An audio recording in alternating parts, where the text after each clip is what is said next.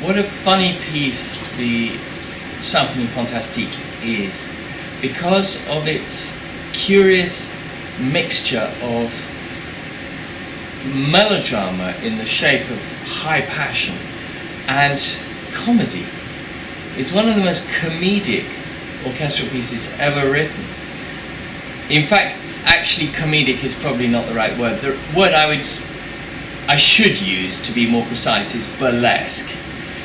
And that is a word that Berlioz himself used about certain aspects of it. For example, he described his version of the Dies Irae in the last movement in the Witches Sabbath as a burlesque and a parody.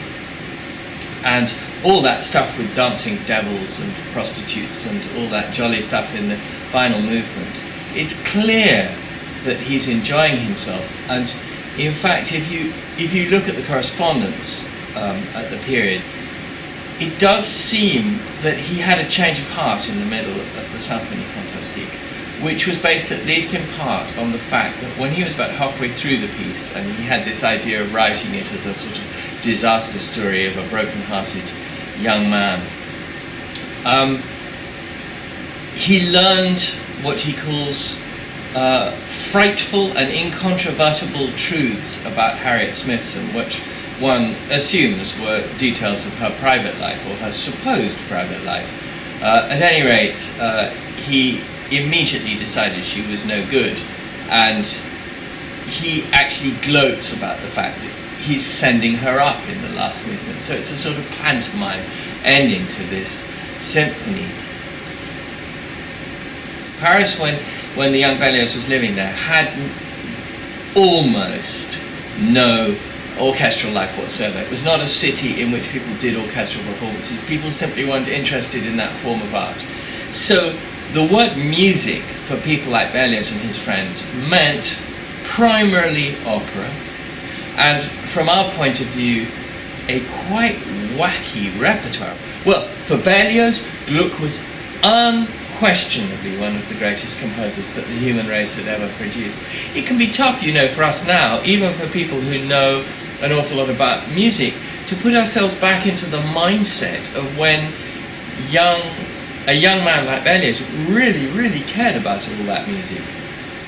But there was a man whom Berlioz knew called Abenec, who was the first great French conductor, and indeed he determined to put on selections from the cycle of Beethoven's symphonies, the Eroica, the Fifth Symphony and the Seventh Symphony. And for Berlioz, and indeed his contemporaries, this was another thunderclap, like their discovery of Shakespeare and their discovery of Goethe. Paris was the scene of a huge amount of ferment, and not just among young intellectuals like Berlioz and Victor Hugo and their friends, but also in the broader public. A particular art form sprang up in Paris in the pre-revolutionary period. The French government kept an iron grip on the main theatres. The only way you could get permission to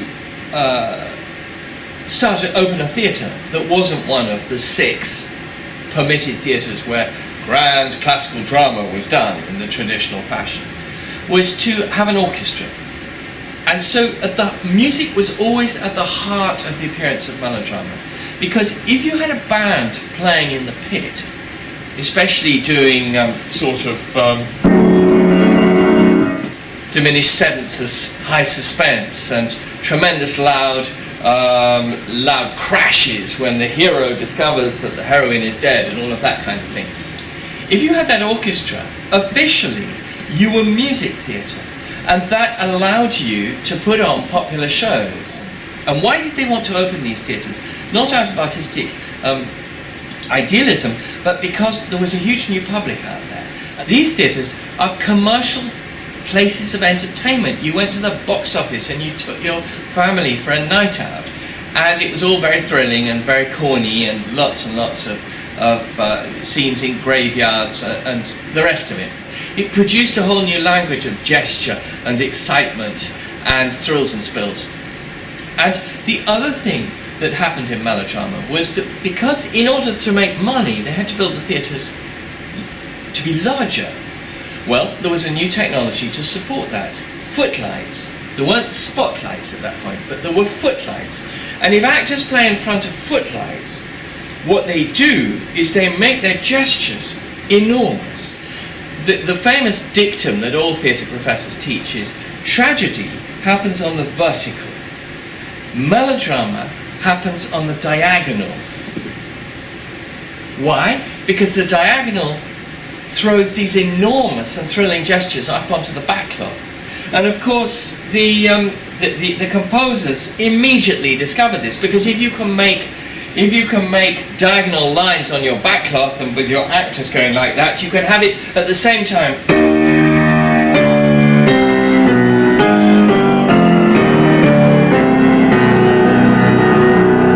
The scale, fate, disaster. So why do I say this? Where do you find melodrama in the Symphonie fantastique? Well, pretty much in every movement. In the first movement, you have this picture of a young man alone in his garret. Think Act 1 of Bohème, if you will, or any of those famous works which describe the loneliness of the artist in Paris in the 19th century. And as he becomes consumed by hunger and cold and despair because his beloved won't give him the time of day, Berlioz has these wonderful great waves of sound which are meant to suggest the loneliness of the character. And the language that he uses, I can't play it, I'm afraid, you'd just laugh if you heard me playing it, but the language that he uses to express this despair comes straight from what he heard in the little orchestras that were in those melodrama theatres. Similarly, if you move to Le Bal, the second movement, where he goes to the ball, of course, waltzing was central to those melodramas. That's what people did, because they did it in their real lives. So you could go to ballrooms and waltz, or you could go and see a romantic melodrama and watch the couple waltzing. The French waltz was always quicker and more amusing. It was designed to get a real funky rhythm going so that people could sweep across the dance floor. It was less swoony than the later Viennese waltz. And then if you go to the scene in the countryside, what you get is that great moment where he contemplates suicide in the middle of it, where the orchestra rises up to a tremendous climax. It's exactly the gesture you would get in the melodrama theatre for the abandoned, broken-hearted lover, and similarly with the march to the scaffold, and of course even more so with the famous Witches Sabbath, which is just pure knockabout, burlesque fun of the sorts of horror effects, cheap horror effects, which were staple in the theatre of the melodrama. I found the whole quality of that city something that I thought to evoke in this show, but also this world of young artists who were living there, and they all shared their experiences, they shared their despairs, many of them shared their girlfriends, the sort of world, as I was saying, that you can see in La Bohème of Puccini, which is what my friend here at the symphony calls the world of the pot-bellied stove. You know, they all had these pot-bellied stoves in their garrets, and Berlioz constantly talks about burning his scores when they weren't good enough. Well, that's where he burned them. He burned them in the pot-bellied stove, the same pot-bellied stove you saw the last time you went to La Bohème, if you went to La Bohème. Anyway, so he belonged to this group, and the group was really extraordinary. It was really awash with talent. I mean, just think about it. Delacroix, Géricault, Victor Hugo, Dumas, Musset, de Vigny, all these people. It was the cream. It was the boys and girls who were going to put French culture on the map, and they did put French culture on the map. One of the things that was really thrilling in Paris at the time, I mentioned that there were footlights which really changed drama, changed the whole way drama worked. But there was something else. There was stage design. And the most famous stage designer in Paris, you would think, I've never heard of a stage designer in early 19th century France. Well, you're wrong. You have. You've heard of the most important stage designer in Paris at that time. His name was Louis Daguerre, and he was famous not only for the spookiness of the stage effects he made, you know, shipwrecks, ghostly monks walking through ruined abbeys, all that sort of thing, but he was also famous for the realism of his stage effects. He had a whole team of people who worked with him, and they would do things like, for example, somebody would write an opera and it would have a scene in Notre Dame, and what Daguerre did was he took his team out and they drew Notre Dame exactly as they saw it, and in order to get it really realistic they used something called the Camera Obscura, which is a lens that goes through to a little ground glass sheet at the back, and so Daguerre's assistants would draw it in, and then you'd block it off and take it back, and in the workshops of the opera house you would make huge backcloths using this device. Well, of course, Daguerre kept saying to himself, I must be able to fix this image in some way. And he kept talking to his friends about it, saying it's so frustrating just using a pencil on the back of the Camera Obscura. And somebody said to him, you know, there's this guy down in Dijon, wherever it is, called Niepce, he's a chemist, who's been working on how to fix images on glass. So he wrote to him, and that's the beginning of photography. So somewhere this whole world is all involved with the beginning of photography. So how's that for a way that the aesthetic of early Romantic France shaped our whole modern world? And it ties in directly with the realism of the Symphonie fantastique, with the detailed realism. And that brings me, last of all, to the incredible literary sources of the Symphonie fantastique, which are directly related to the idea of the realism of the music, which of course itself comes from the music played in the melodrama theatres, which was designed to underscore everything, people slamming doors, kissing, whatever it was that happened, sword fights, the whole thing. So, all these boys and girls, these young romantics, they called themselves, by the way, La Jeune France, the young France. They all went off and saw Harriet Smithson and Charles Kemble in Hamlet and Romeo and Juliet. They went the same night. You know, the famous description by Berlioz of how he was blown away by that performance of Hamlet. You can find in Dumas and in Delacroix descriptions of the very same trip to the theatre. So they're part of the same 1,000 people in the same hall. Can you imagine that now? So there they all are, getting these experiences. Shakespeare. We know how Shakespeare is such an important, his impression of Shakespeare from those performances was so important to the creation of La Symphonie Fantastique. Romeo and Juliet is a clear inspiration, as well as Hamlet. Hamlet influences the idea of the artist alone and suffering, and it's very, very clear that the outburst, the tragic outburst in the slow movement, he said it was inspired by To Be or Not to Be. He just writes that down, so we know where we are with that one.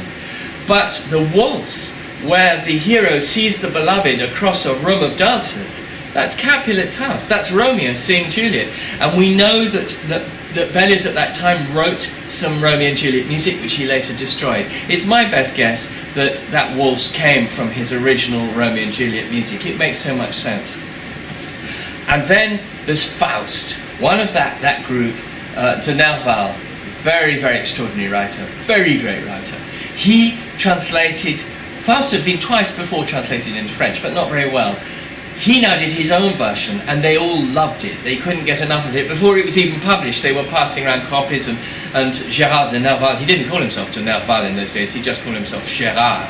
And he would give readings of it to the others. And of course, oh no, I was going to write a Shakespeare symphony, said Berlioz, but now I'm going to write a Goethe symphony, a Faust symphony. And there's a point when he's working on Symphonie Fantastique when he says this is a symphony about Faust. Well, if you look at the last movement, the Witches Sabbath, which is the most famous scene from Faust, what you discover is that de Nerval's translation of the opening of the Walpurgisnacht scene, the famous Witches Sabbath scene, which is not terribly faithful to Goethe.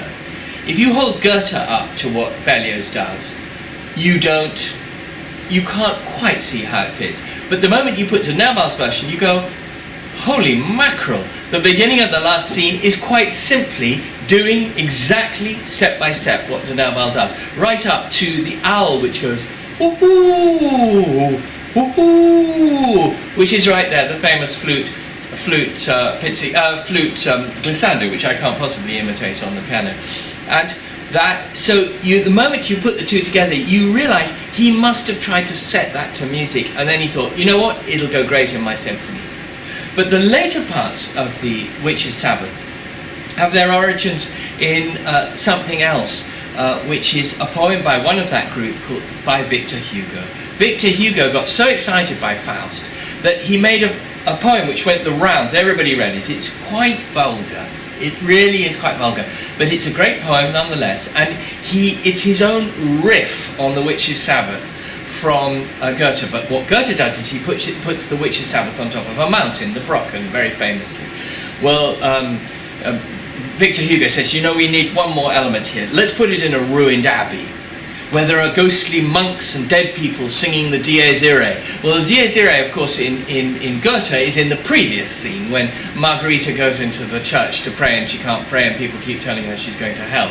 Well, Victor Hugo has the great idea of splicing them together. Basta!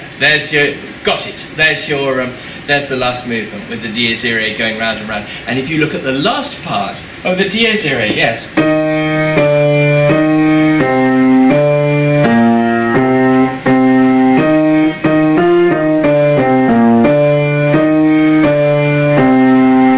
And in his memoirs, Berlioz writes very amusingly about the fact that he associated that tune with Catholic funerals in the provinces, and he always thought it was a horrible tune, so it's a very ancient plain chant, of course, but he had great fun, as he put it, burlesquing it and parodying it in the last movement of my symphony. Anyway, if you look at the last, let's say, 5 minutes or 10 minutes, but certainly the whole of the last half of the Witches' Sabbath in the Fantastic Symphony, what you find is he's following his friend Victor Hugo's poem. Why? Because the poem, like a Daguerre photograph, is really, really detailed, and he's got all the cues. We want a bell, stick the bell in. We want the Dies Irae, put that in. We want a shout, we want people flying through windows, stick it in. It's all in there. And he actually takes the name, La Ronde du Sabbat is the name of the poem by Victor Hugo, which he simply writes into the middle of his score.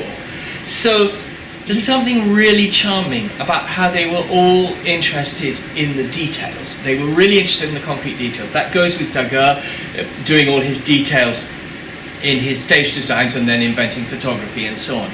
And the music, because detail was also the essence of melodrama, that everything, it was the art of Mickey Mousing, as they say in the cinema. Everything had to follow. If a door banged, the orchestra had to bang. And if somebody looked lovingly into somebody else's eyes, then you had to have love music from the pit. You couldn't go against that. And that is what he does all the way through the Symphonie Fantastique, and what he does with spectacular effect of course, in the closing bars.